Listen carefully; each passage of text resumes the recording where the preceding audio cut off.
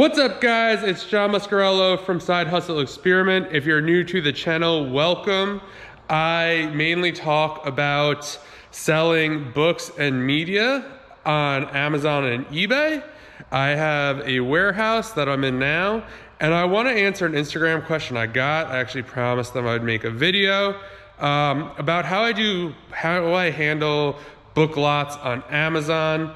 So basically there are certain types of books that you could lot up on Amazon to make money, make extra money. I mean, if you're doing bulk, it's really great. It might be a little harder if you're doing like thrift store stuff, because if you're paying like $1 or $2 a book, some of the lots won't make sense for you. But basically, I'm gonna flip it around and show you how it's done. So basically here is the tilter. A Gaylord of books will go there, and then basically it dumps onto this table. So when we're going through, we have like a list of books in a Google Doc of books that we're gonna collect for lots. And when we come across those, we'll put them in like black containers. We actually just got this nice little basket that we put the books in. So for example, like Harry Potter books, Magic Tree House, Nancy Drew, Hardy Boys, stuff like that will be put in the basket. We could usually fill one of these, really depends on the batch, per like 10-ish Gaylords.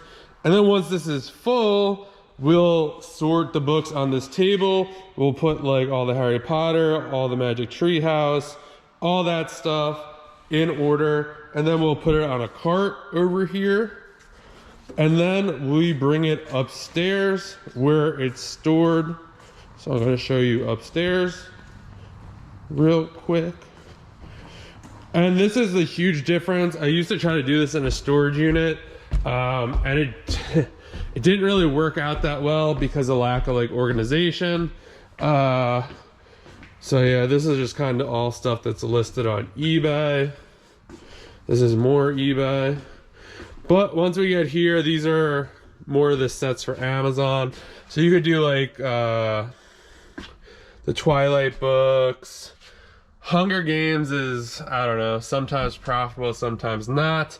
We still collect them. This is another good one you could do. A lot of these books are hard to come by.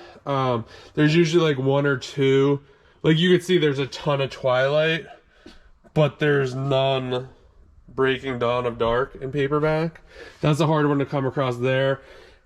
And this Twilight book is hard to come across in the hardcover.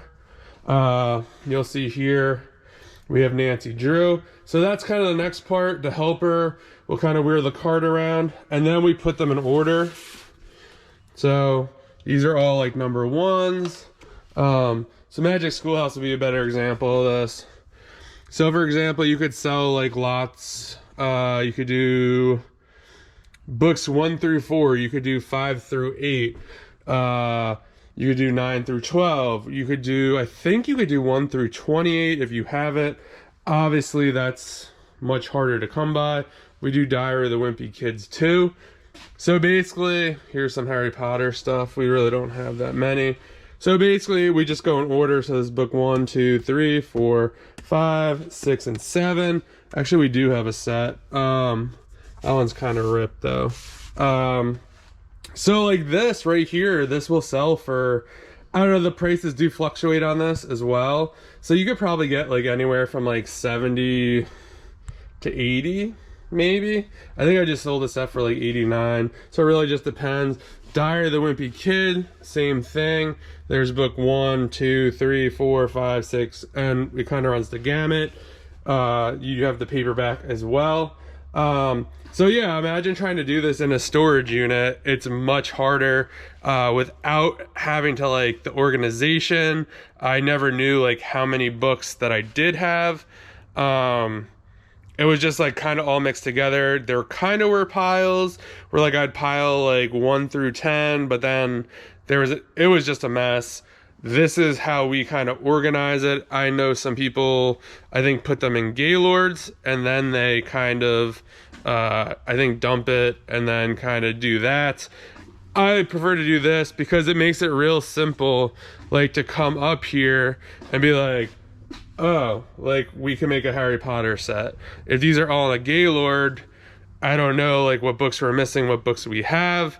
So that's kind of how we do that. So yeah, that's kind of how we do the sets.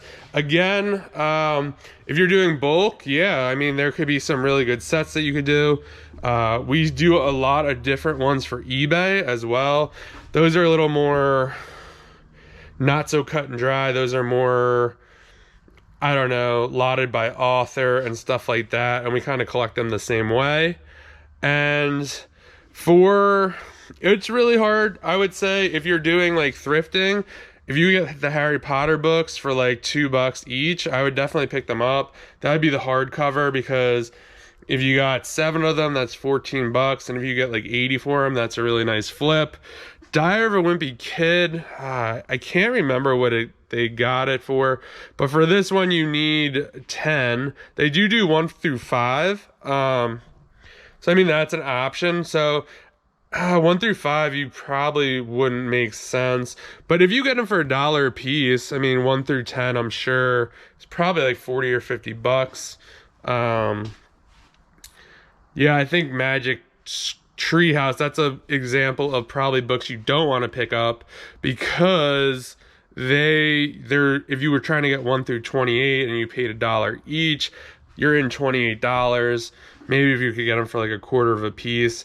I think the last I saw they were selling for, I think they were at like 54. I don't know. Don't quote me on that. You could just look it up on Amazon. But yeah, that's basically how we do set books, or keep them organized. And if you like this video, please like it. Please subscribe to the channel. It really means a lot. And I'll see you guys in the next video.